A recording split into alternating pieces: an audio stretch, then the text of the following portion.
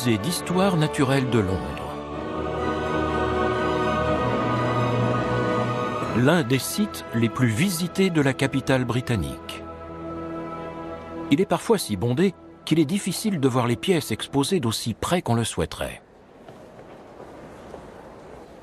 Mesdames et messieurs, le musée ferme dans 5 minutes. Merci de bien vouloir vous diriger vers la sortie.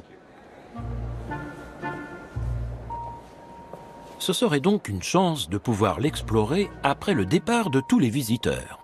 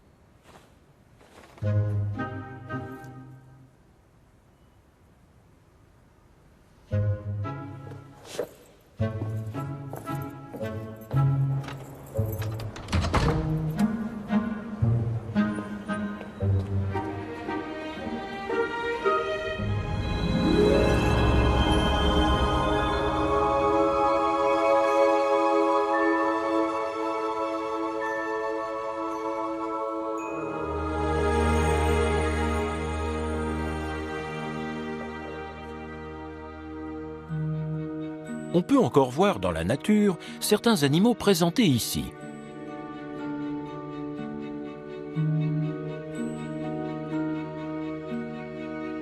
Mais pour d'autres, c'est peine perdue.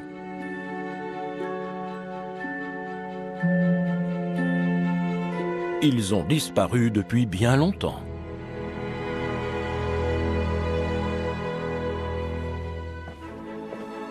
Et parmi eux, on trouve quelques créatures mystérieuses que j'aimerais observer telles qu'elles étaient de leur vivant.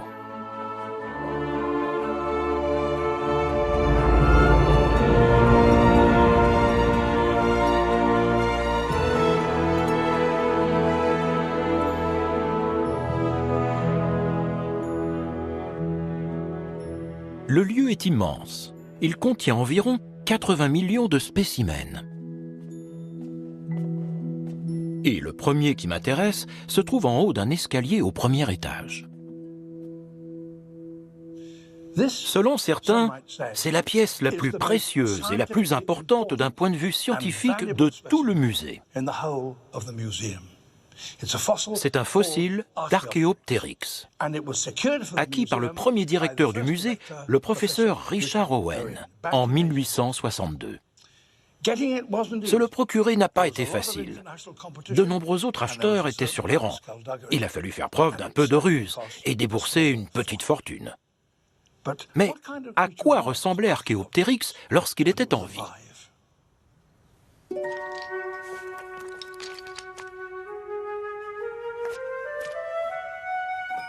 Il avait 2 longues pattes arrière et devait donc se tenir droit.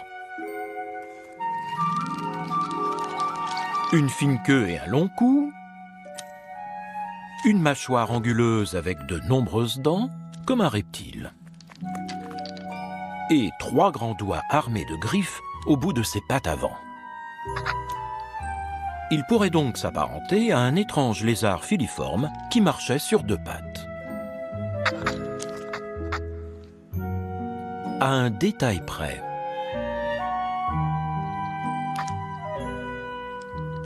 on voit la trace d'autre chose dans ce bloc de pierre.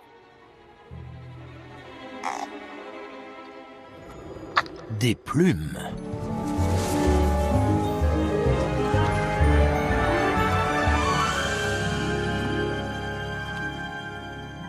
Archaeopteryx vivait il y a 150 millions d'années, bien avant l'apparition des premiers oiseaux.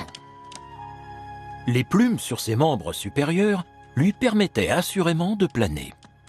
Et ce n'est pas tout.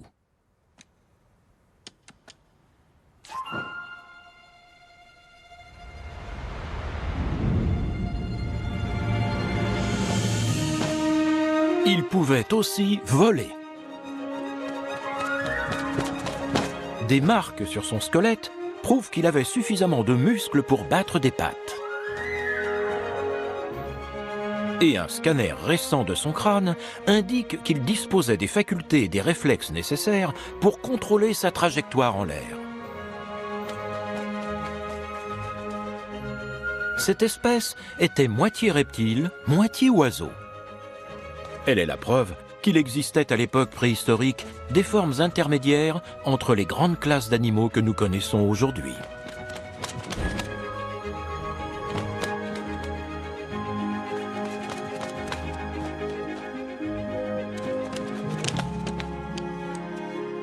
Archaeopteryx savait donc voler. Mais il pouvait aussi grimper aux arbres grâce à ses doigts griffus, comme les reptiles arboricoles.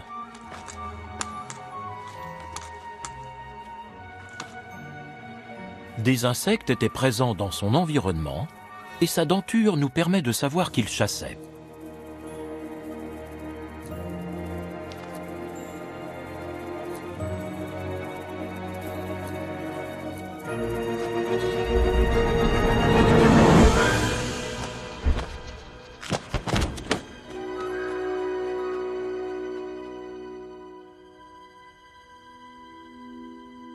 Voici Richard Owen, l'homme qui a acheté ce fossile et fondé ce musée. Même s'il n'adhérait pas aux idées de Darwin sur l'évolution, c'était l'un des grands scientifiques de son époque et il avait un talent particulier pour interpréter les fossiles. En 1839, un énorme fémur en provenance de Nouvelle-Zélande arrive au musée. Owen déduit de sa structure interne qu'il devait appartenir à un oiseau. Et si c'est le cas, il devait être colossal.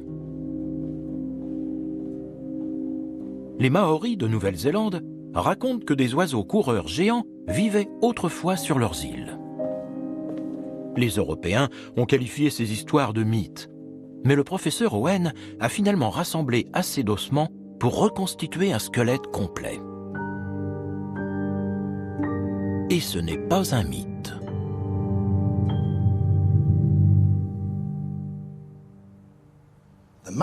Dans leur récit, les Maoris l'appelaient le Moa.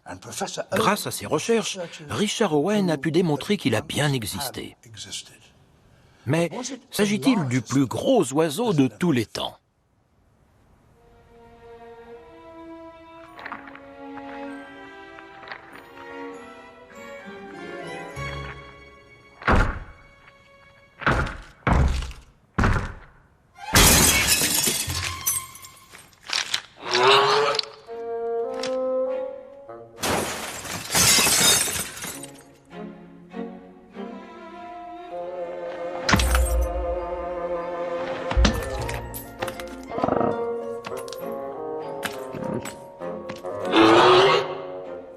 Il existait différentes espèces de moas, et celui-ci appartient à la plus grande. Il pouvait dépasser 3 mètres de haut. Mais ressemblait-il vraiment à cela ?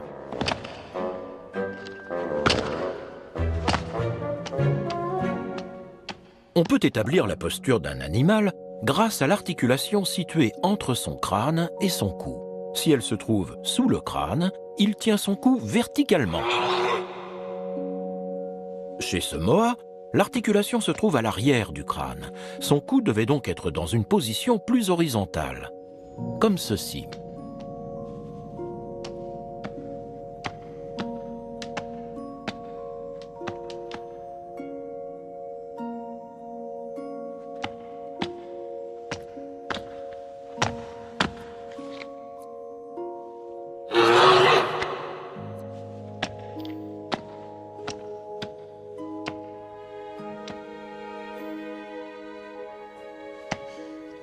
Alors, le moa géant est-il le plus gros oiseau de l'histoire ?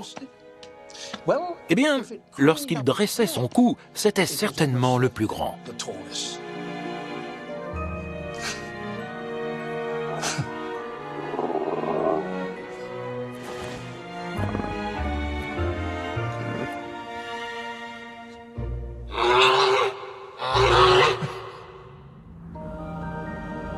Un oiseau d'une telle taille ne devait pas avoir de prédateurs dans les forêts isolées de Nouvelle-Zélande.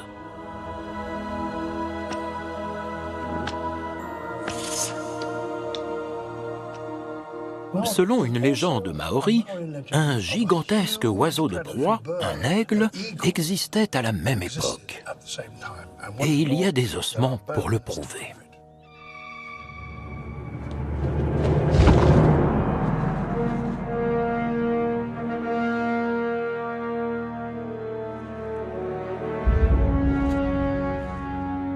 L'aigle de Haast pesait 2 fois plus lourd que le plus grand aigle actuel. Venir à bout d'un moa géant devait être une épreuve. Lui aussi était lourd et puissant.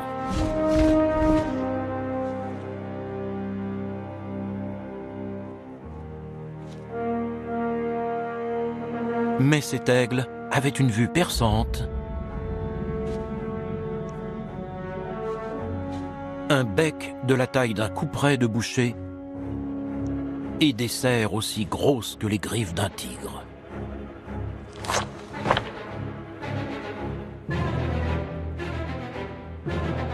En grec ancien, Harpax signifie rapace, et c'est de ce mot qu'il tire son nom scientifique, Harpagornis moorei.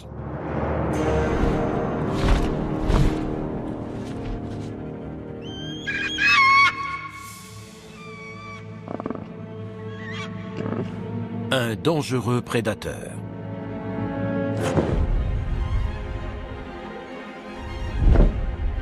Le plus grand aigle qui ait jamais existé.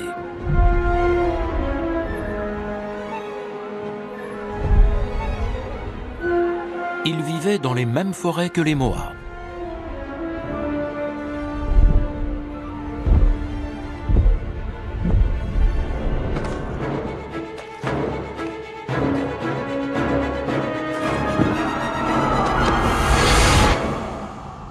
Nous avons la preuve qu'Harpagornis moorei s'attaquait aux moas, puisqu'on a trouvé des ossements avec des trous correspondant exactement au diamètre des serres de l'aigle.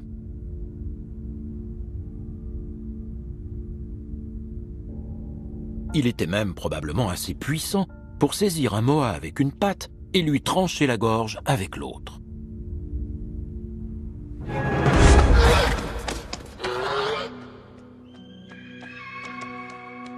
Celui-ci a réussi à s'échapper, pour le moment.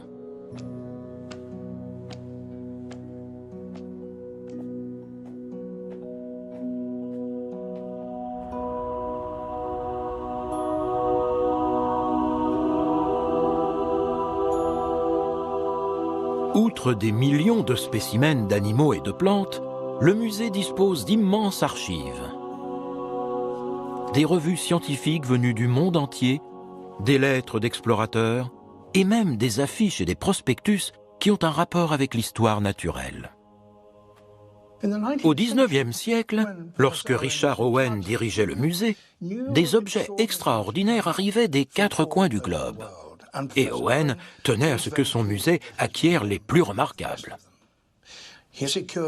Il a acheté l'Archéoptérix en provenance d'Allemagne, les moas de Nouvelle-Zélande, et parfois il tombait sur de véritables curiosités. À l'époque victorienne, d'étranges créatures sont régulièrement montrées à Londres. Cette affiche représente la carcasse d'un animal fabuleux exposé à Piccadilly. Albert Corr, un forain américain, fait payer 1 shilling le droit d'entrée. Le professeur Owen décide de mener une enquête.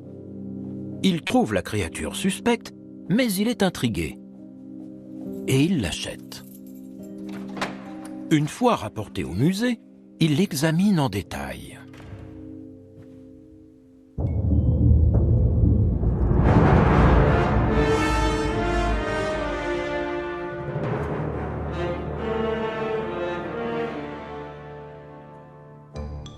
Elle est effectivement gigantesque, bien plus grande qu'aucun autre spécimen présent ici à l'époque.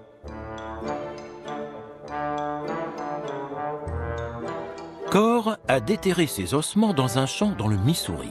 Selon lui, cet animal mesurait 9 mètres de long et 5 de haut. Certains affirment qu'il s'agissait d'un prédateur féroce qui tuait ses victimes avec ses longues défenses, sans doute en balançant sa tête latéralement. Je suis sûr que le professeur Owen n'était absolument pas convaincu. Il a dû remarquer qu'avec leur bord arrondi, ces grosses molaires sont sûrement très efficaces pour broyer les brindilles, les pommes de pin et la végétation épaisse de la forêt, mais qu'elles ne sont pas assez coupantes pour trancher dans la chair. Ce n'est pas la mâchoire d'un carnivore. Il se rend rapidement compte que Core a agrandi le squelette de son monstre en ajoutant des vertèbres, des côtes et même des morceaux de bois. Le Léviathan du Missouri est un faux. Owen a donc retiré tous les éléments en trop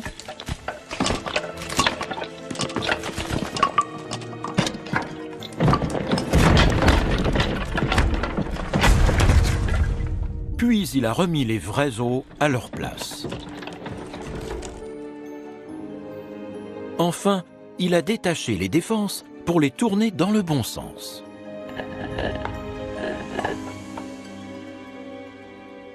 Cela semble maintenant évident, mais elle pointait dans la même direction que celle d'un éléphant.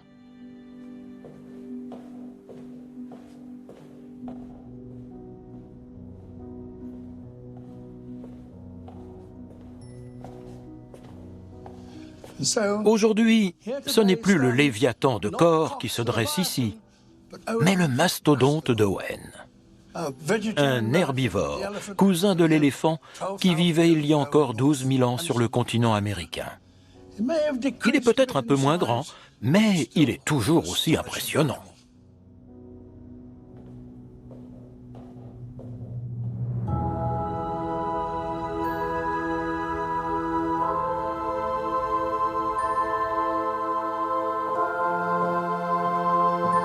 Si le mastodonte d'Amérique a retrouvé sa véritable identité grâce au professeur Owen, il n'est pas le seul à avoir été victime d'une mauvaise représentation.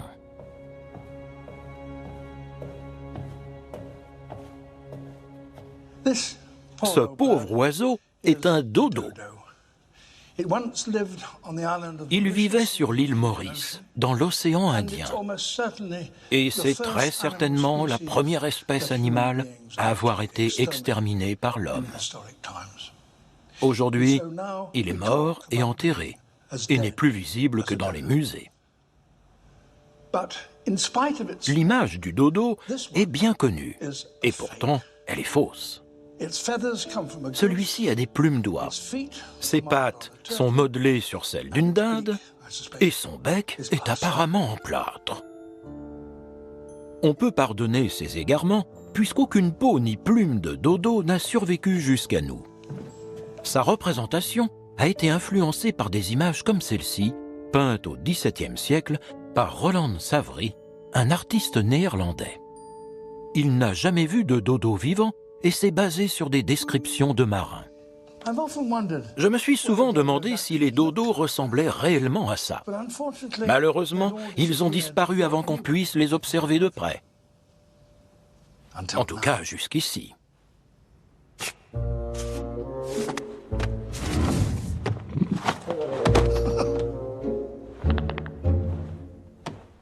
Rond et court sur pattes, c'est généralement ainsi qu'on représente le dodo de nos jours.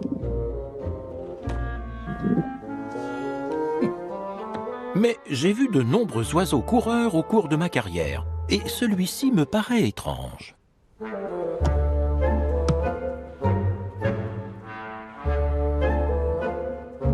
En examinant la manière dont ses pattes s'articulent avec son bassin, on comprend qu'il devait se tenir bien plus droit.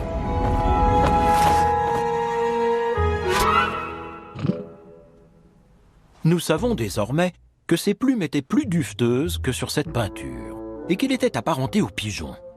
Certains spécialistes pensent que son cri était semblable à celui de son cousin « Dodo, Dodo » et qu'il a inspiré son nom.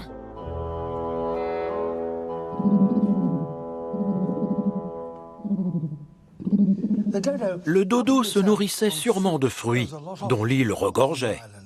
Je vais lui en donner un bout. Tiens. Ça te plaît? Aïe! Il a un bec puissant. Il devait même peut-être lui servir à briser des coquillages et des crustacés pour leur calcium. Voici une femelle. Elle représente peut-être une raison supplémentaire d'avoir un grand bec, pour parader pendant la saison des amours.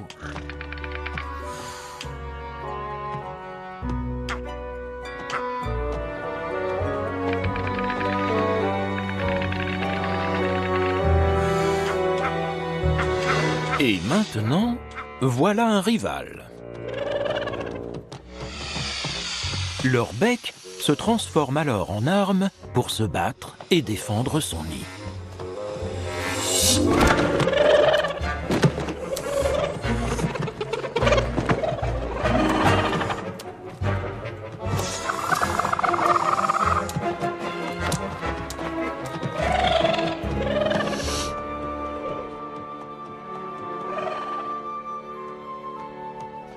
Personne n'a jamais vu d'œuf de dodo. On ne sait pas quelle taille il faisait.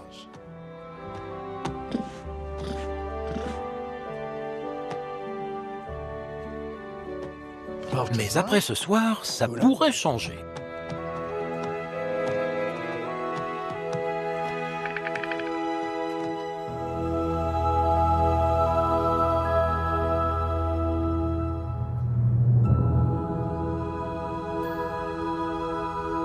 La science a fait la lumière sur de nombreux mythes et découvert des créatures si étranges qu'il est difficile de croire qu'elles existent.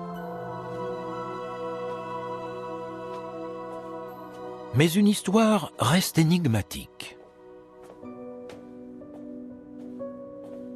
En 1951, Eric Shipton, un alpiniste et explorateur de l'Himalaya, découvre dans un champ de neige des traces de pas qui semblent avoir été faites par une sorte de grand singe. Les Sherpas qui accompagnent Shipton sont convaincus de leur origine. Ce sont celles d'un Yéti, l'abominable homme des neiges.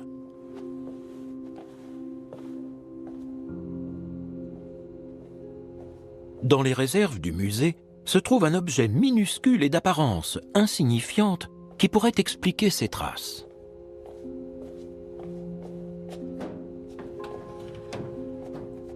Il a été découvert à Hong Kong dans une boutique qui vend des remèdes de médecine traditionnelle chinoise.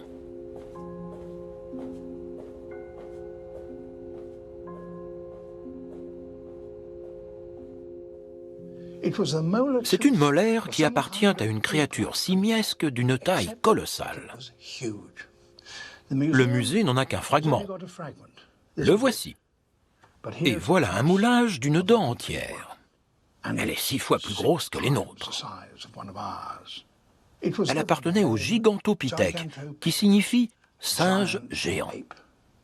Après cette trouvaille, on a mis au jour 1 ou 2 dents de plus, mais rien d'important jusqu'à ce que l'on découvre un morceau de mâchoire. C'est un moulage. L'original est aux États-Unis. Il s'agit de la mâchoire inférieure. Si la tête de cet animal avait les mêmes proportions que celle d'un gorille, le crâne complet aurait fait à peu près cette taille. C'était un véritable monstre.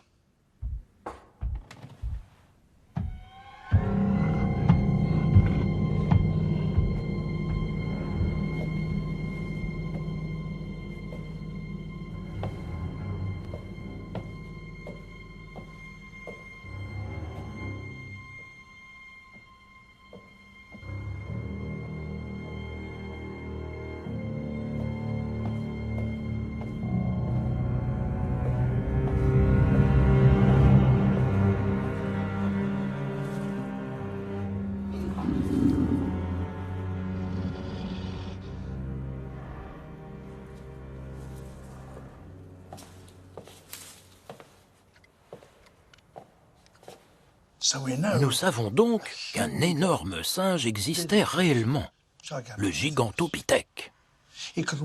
S'il faisait 3 mètres de haut comme on le pense, il devait peser 8 fois plus lourd que moi. Quand on fait un tel poids, on ne grimpe pas aux arbres. Les branches n'y résisteraient pas. Selon toute vraisemblance, ses bras étaient assez courts et il marchait debout. C'était un bipède. Je ne m'attarde pas ici.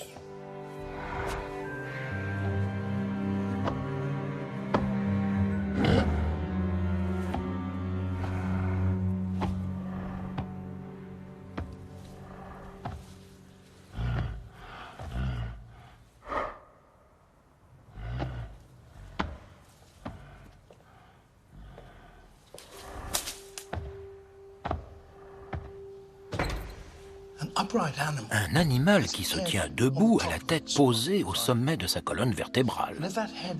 Et pour que l'ensemble soit bien équilibré, il vaut mieux ne pas avoir un long museau, mais plutôt une face plate. Si j'allais observer le gigantopithèque de près, et qu'il me dévisageait lui aussi, je pense que son regard me paraîtrait étrangement familier.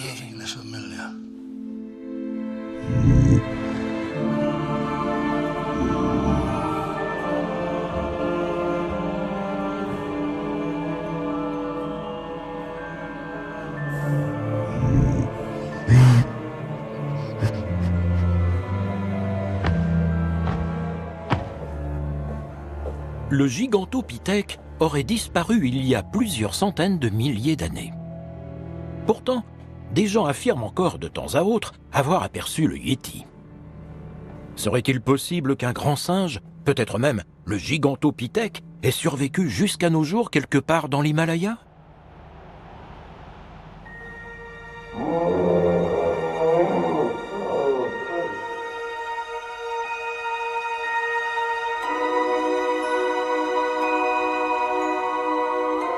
La dent de gigantopithèque n'est pas la seule chose intrigante dans ces réserves.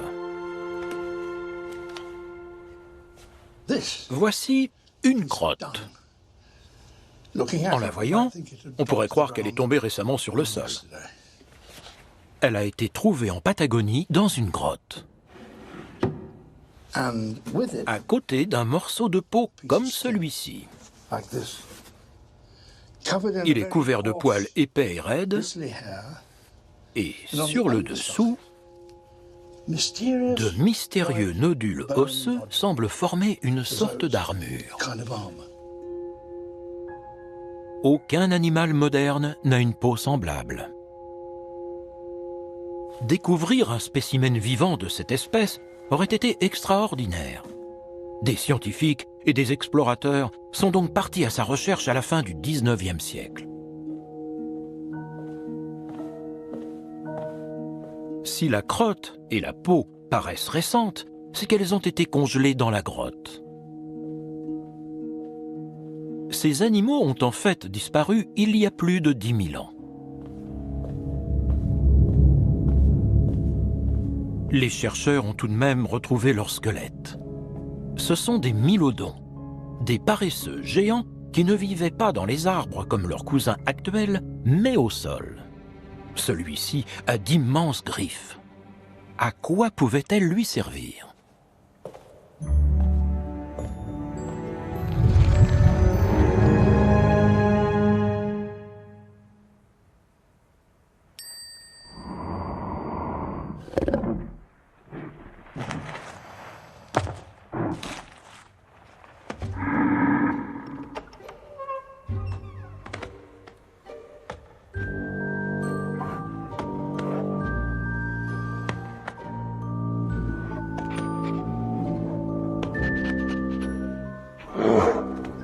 Ces paresseux terrestres passaient la plupart du temps sur leurs quatre pattes.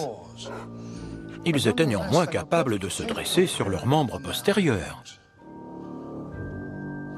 Et lorsqu'ils le faisaient, ils atteignaient probablement 3 mètres de hauteur, ce qui est aussi grand qu'un grizzly, sinon plus.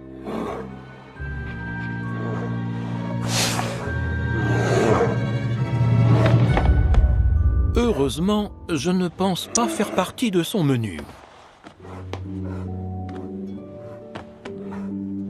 L'analyse de ses excréments montre qu'il était herbivore. Ses griffes lui permettaient d'arracher des végétaux. Mais il s'en servait aussi pour autre chose.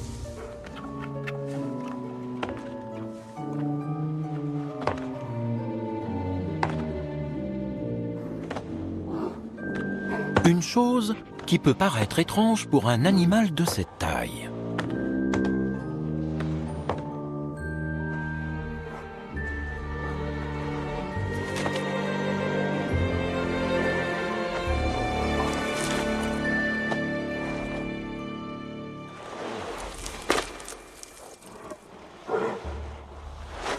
Il creusait des terriers.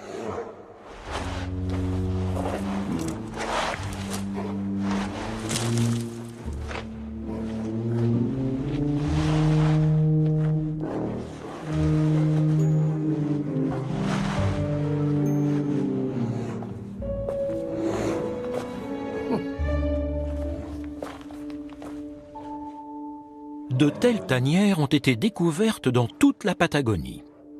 Et on sait qu'elles ont été creusées par des mylodons parce que les traces sur les parois correspondent exactement à leurs griffes. Ces profonds refuges étaient parfaits pour se protéger.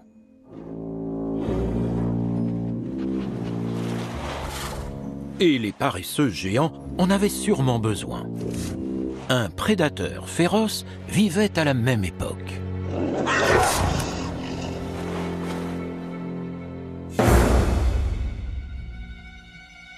Un grand félin avec des canines monstrueuses.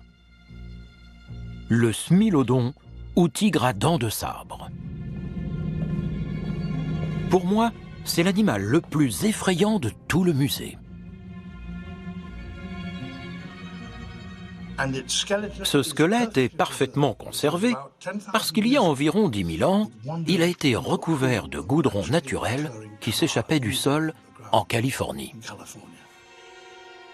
Son anatomie générale ressemblait à celle d'un lion, mais il était plus musclé et plus lourd, et ses longues canines étaient acérées. On comprend pourquoi les mylodons avaient besoin de terriers.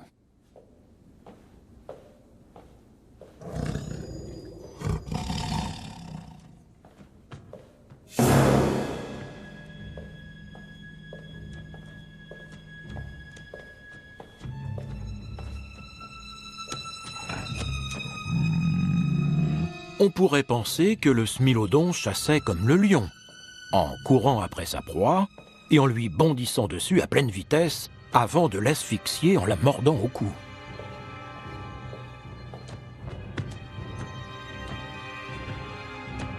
Mais le tigre à dents de sabre traquait discrètement ses victimes. Et lorsqu'il était suffisamment près d'elle,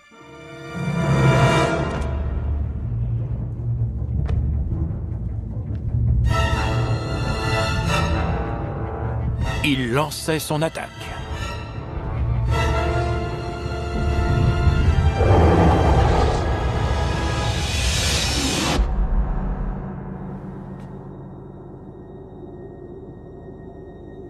Le smilodon ne pouvait pas étrangler sa proie avec ses énormes canines, et elles étaient trop fragiles pour qu'il puisse s'en servir de poignard.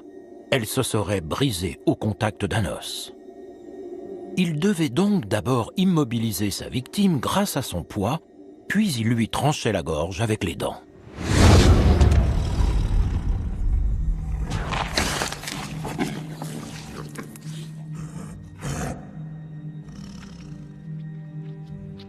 Bien que terrifiants, ces impitoyables prédateurs avaient aussi un côté touchant. Les tigres actuels chassent en solitaire, et lorsqu'ils sont trop vieux pour attraper des proies, ils meurent. Mais des squelettes de smilodons âgés ont été retrouvés. Cela indique que les tigres à dents de sabre vivaient en groupe et que lorsqu'un des membres de la troupe était trop vieux pour chasser seul, il était autorisé à prendre sa part des proies.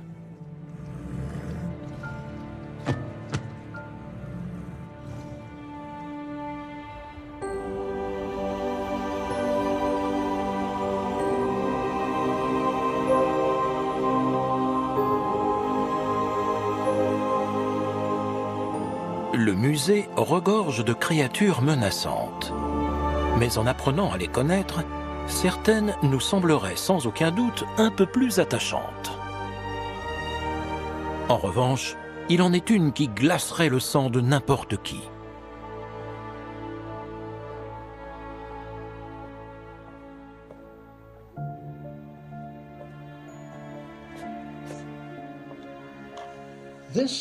Voici une vertèbre issue du squelette d'un serpent actuel.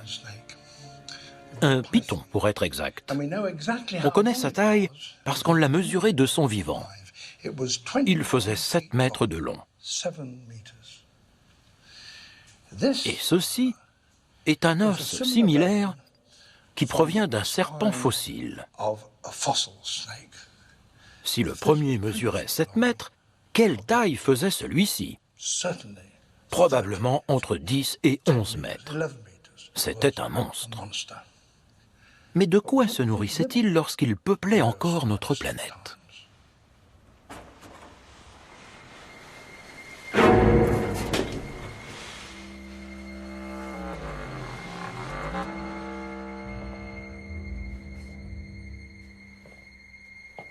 Je le découvrirai peut-être si je pars sur ses traces.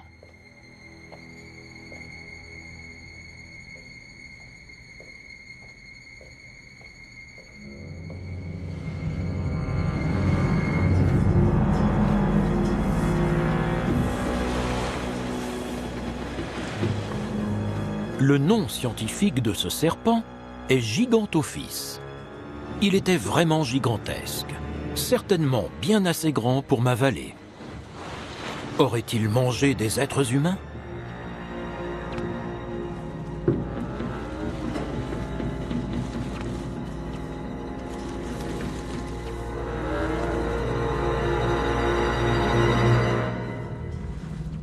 Peut-être si nous avions cohabité.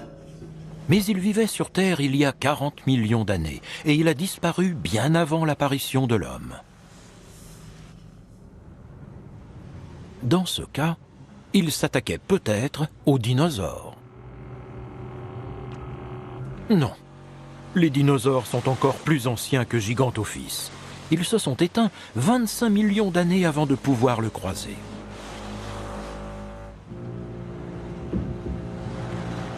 Alors, pourquoi pas des mammifères comme le mouton ou le cerf? Non plus. En tout cas, pas de ce genre. Les premiers mammifères étaient différents de ceux que nous connaissons aujourd'hui.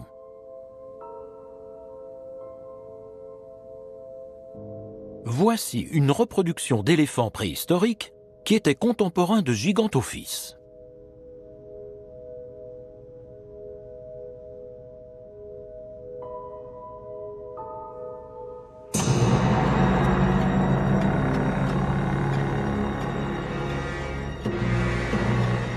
Comment le serpent géant s'y prenait-il pour le tuer?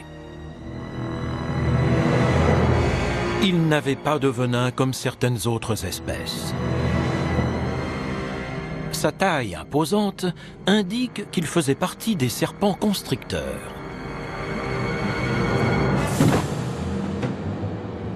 Après avoir saisi sa proie dans sa mâchoire, il entourait son corps autour d'elle et la serrait si fort qu'elle mourait d'un arrêt cardiaque au bout de quelques minutes.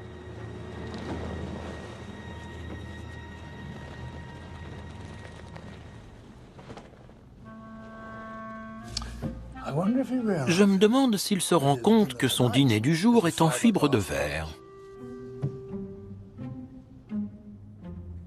Je le laisse se débrouiller.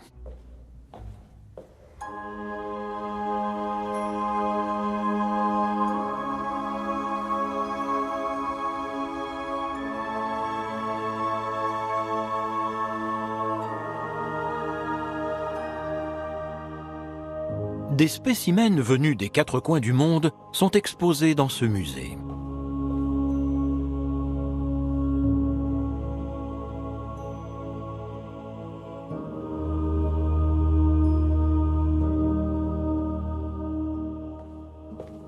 Mais c'est à seulement 200 km d'ici, sur la côte sud-ouest de l'Angleterre, que des chasseurs de fossiles du 19e siècle ont découvert ces créatures étonnantes.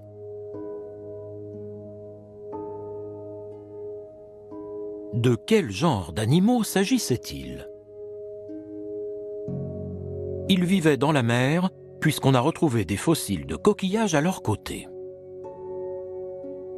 Leur nageoire était osseuse et différente de celle des poissons. Et ils avaient de grands yeux protégés par un anneau osseux.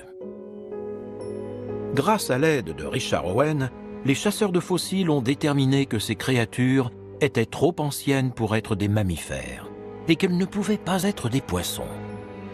C'étaient des reptiles. Owen et ses collègues les ont baptisés ichthyosaures, poissons-lézards.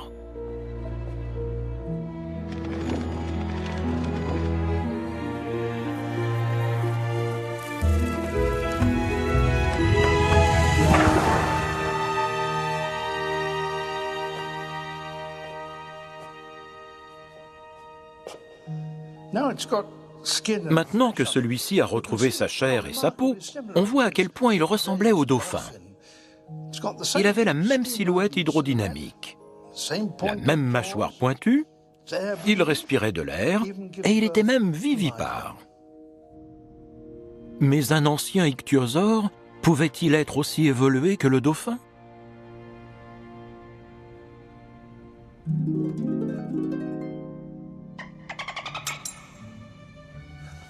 Voyons ça.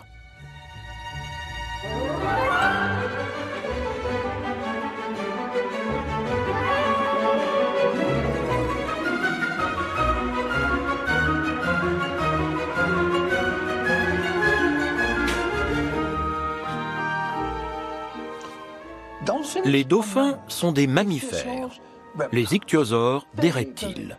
Ce sont deux groupes extrêmement différents sans aucun lien de parenté. Et pourtant, la forme de leur corps est très similaire. C'est un exemple remarquable de ce que l'on appelle la convergence évolutive. Deux groupes différents d'animaux ont évolué physiquement de la même manière pour s'adapter à un même environnement. Il y a tout de même des différences entre les deux. Les dauphins bougent la queue de haut en bas, comme leurs cousines les baleines, tandis que la queue des ichthyosaures battait de droite à gauche comme celle des poissons. Les dauphins n'ont que 2 nageoires, tandis que les ichthyosaures en avaient 4. Alors, les ichthyosaures étaient-ils aussi agiles et rapides que les dauphins dans l'eau, voire même plus ? Je me demande qui gagnerait s'ils faisaient la course.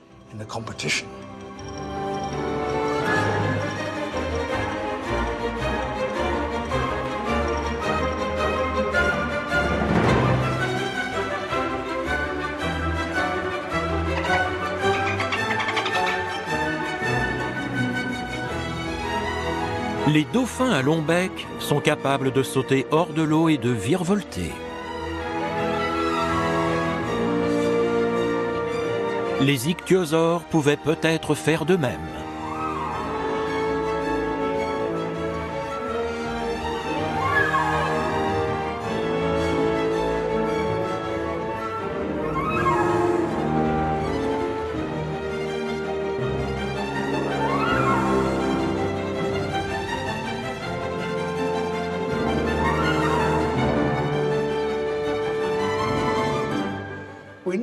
Nous savons que les ichthyosaures ont vécu et évolué des millions d'années de plus sur cette planète que les dauphins.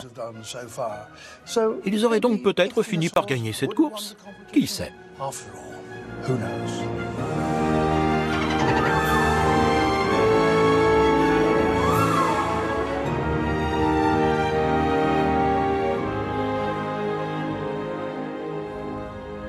Il y a 150 millions d'années, alors que les ichthyosaures et d'autres créatures marines dominaient les océans, un autre groupe de reptiles régnait sur les terres. Ils sont apparus bien avant les grands mammifères, sans parler des êtres humains. Il en existait des centaines, voire des milliers d'espèces différentes, de toutes formes et de toutes tailles. Ce sont sans doute les plus célèbres animaux préhistoriques, et ils ont été identifiés pour la première fois ici, en Grande-Bretagne.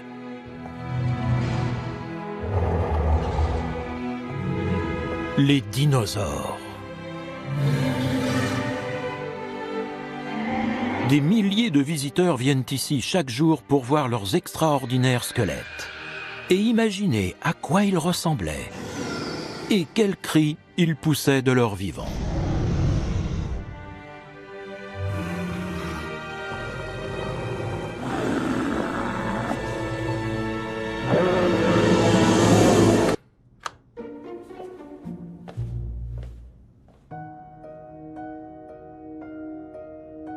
Cela peut paraître incroyable aujourd'hui, mais à une époque pas si lointaine, personne ne savait que les dinosaures avaient existé et encore moins qu'ils avaient dominé la planète.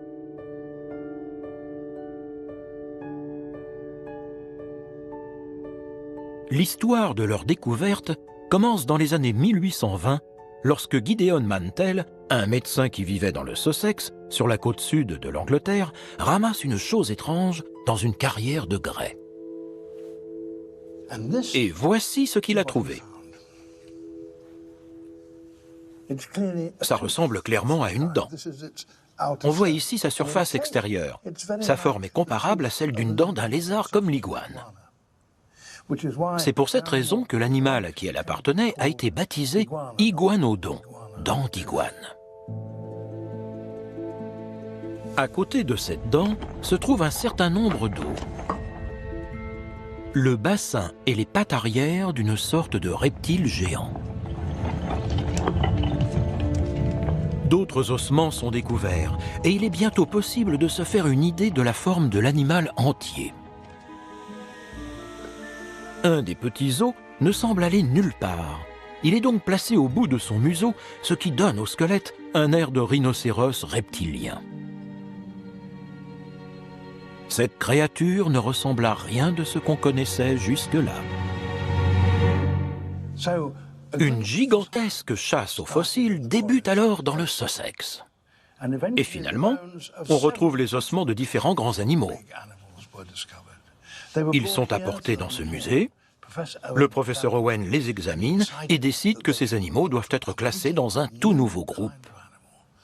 Il les appelle dinosaures. Terribles lézards.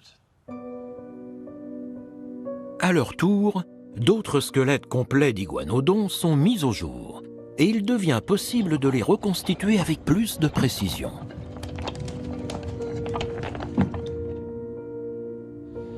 L'iguanodon se tenait debout, ses pattes avant étaient courtes et il faisait plus de 7 mètres de haut. Le petit os sur son museau était en fait un pouce pointu.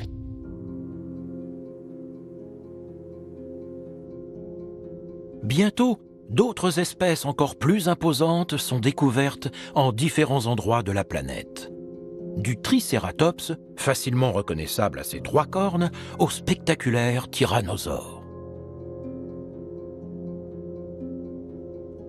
Depuis leur découverte, ces incroyables créatures ont fasciné et inspiré non seulement les scientifiques, mais aussi de nombreux artistes, écrivains et cinéastes. Et c'est Richard Owen qui les a identifiés ici même au Musée d'histoire naturelle de Londres. Depuis, son travail a été repris et poursuivi.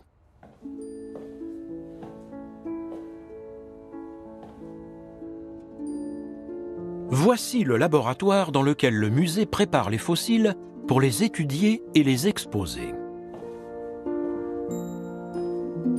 C'est ici qu'ils sont soigneusement débarrassés de la roche qui les entoure pour les révéler dans les moindres détails.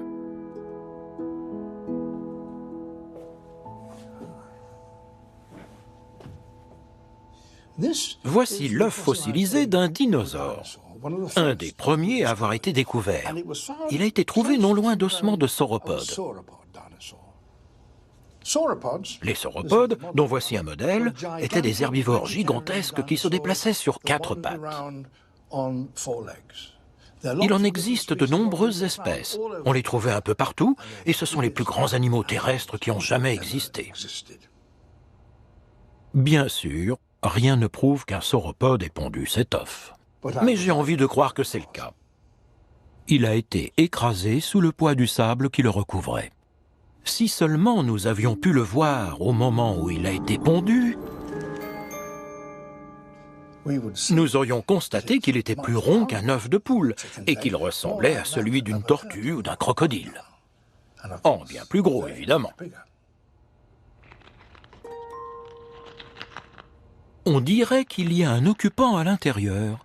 Mais comment va-t-il faire pour sortir? La plupart des fossiles d'œufs ne sont que des coquilles pleines de roches. Mais il n'y a pas si longtemps, on a retrouvé un œuf de sauropode en Amérique du Sud avec un bébé à l'intérieur. Il avait une petite pointe sur le museau. Les oiseaux et les crocodiles en ont également une. Ils s'en servent pour casser leurs coquilles, comme les sauropodes.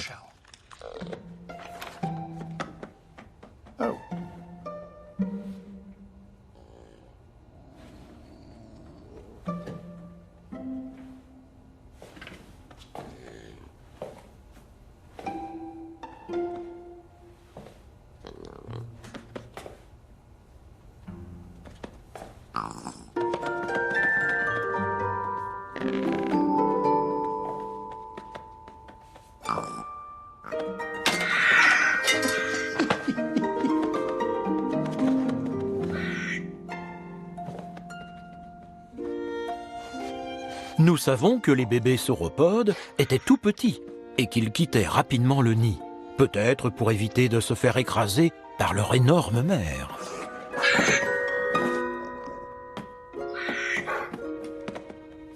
Ils se cachaient probablement dans la forêt en attendant d'être assez grands pour rejoindre le troupeau des adultes.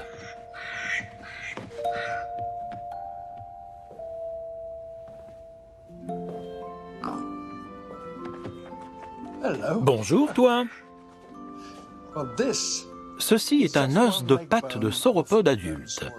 Comme vous le voyez, ce petit dinosaure va devoir bien grandir au cours des prochaines années.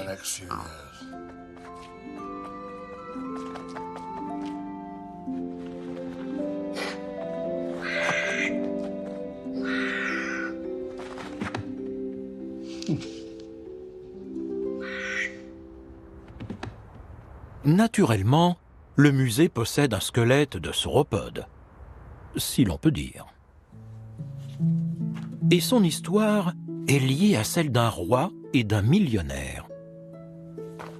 En 1902, le roi Édouard VII, alors prince de Galles, voit une photo d'une immense réplique de sauropode, le plus gros mis au jour à l'époque, au cours d'une visite dans le château d'Andrew Carnegie, un Écossais devenu millionnaire aux États-Unis. Le prince déclare immédiatement qu'il aimerait bien avoir une telle réplique. À l'époque, un prince n'avait qu'à demander pour obtenir ce qu'il souhaitait. Et bien entendu, une autre réplique est arrivée en temps voulu au musée d'histoire naturelle.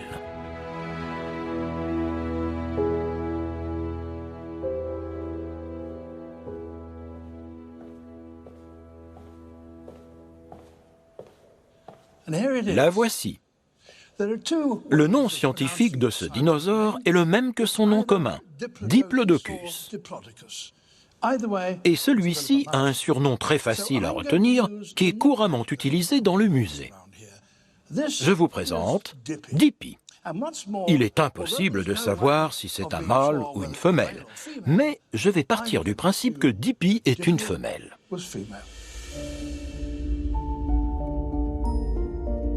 À quoi ressemblait Dippy lorsqu'elle était encore en vie?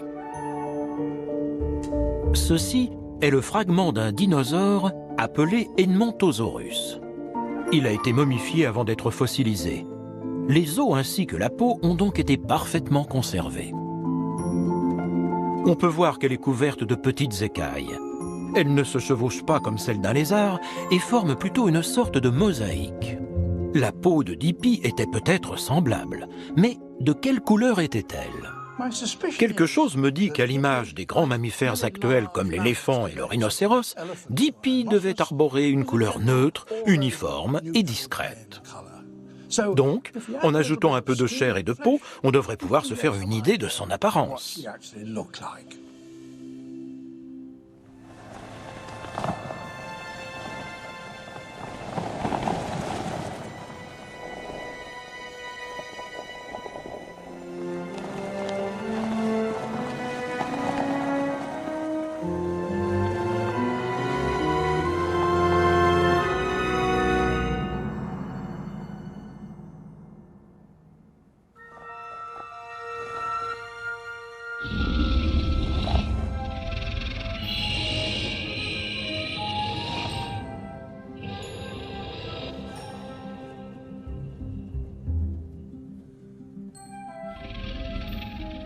150 millions d'années après sa naissance, nous savons désormais à peu près de quoi Dippy avait l'air.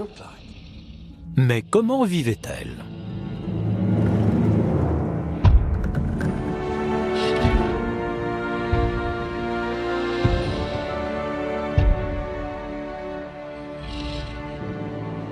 Les animaux de sa taille se déplaçaient sûrement lentement et lourdement. Heureusement pour elle, Dippy était herbivore et n'avait donc pas besoin de courir après sa nourriture. Grâce aux os de son oreille interne, nous pouvons déduire le genre de son qu'elle émettait. Ces petits os ont la même forme que ceux des parents les plus proches des dinosaures, les oiseaux. L'étendue des sons qu'un oiseau peut entendre dépend de sa taille. Un petit oiseau entend et produit des sons aigus, tandis que les gros oiseaux communiquent grâce à des sons graves. Si on tient compte de la taille de Dippy et de son oreille interne semblable à celle des oiseaux, elle devait entendre des sons de très basse fréquence. Et aussi en émettre.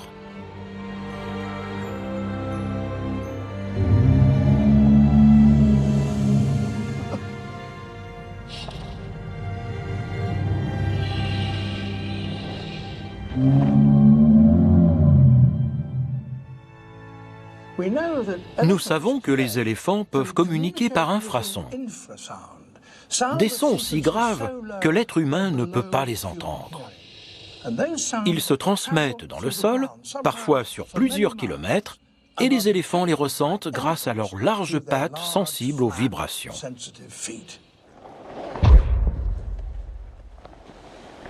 Dippy avait aussi de larges pattes plates. Les gros dinosaures communiquaient donc peut-être en faisant vibrer le sol aussi bien qu'en mugissant.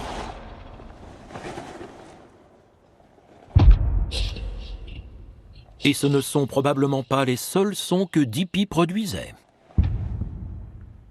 Étant donné la longueur de sa queue et ses articulations, certains scientifiques pensent qu'elle était capable de la faire claquer comme un fouet.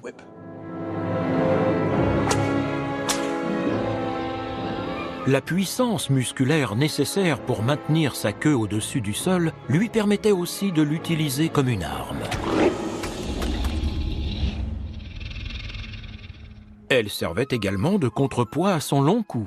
D'ailleurs, pourquoi était-il si long ? On a longtemps cru qu'elle passait beaucoup de temps dans les fleuves et qu'elle avait besoin d'un long cou pour garder la tête hors de l'eau. Mais cela ne peut pas être exact. Si son corps était submergé, la pression de l'eau lui écraserait les poumons. Plus probablement, son immense cou lui permettait de brouter la végétation sur une large zone en le balançant de droite à gauche. Elle pouvait aussi glisser sa tête entre les arbres pour atteindre les riches fougères et les feuillages bas. Et pour accéder aux feuilles les plus hautes et les plus savoureuses, Dippy devait se dresser sur ses pattes arrière. Allez, Dippy, viens manger.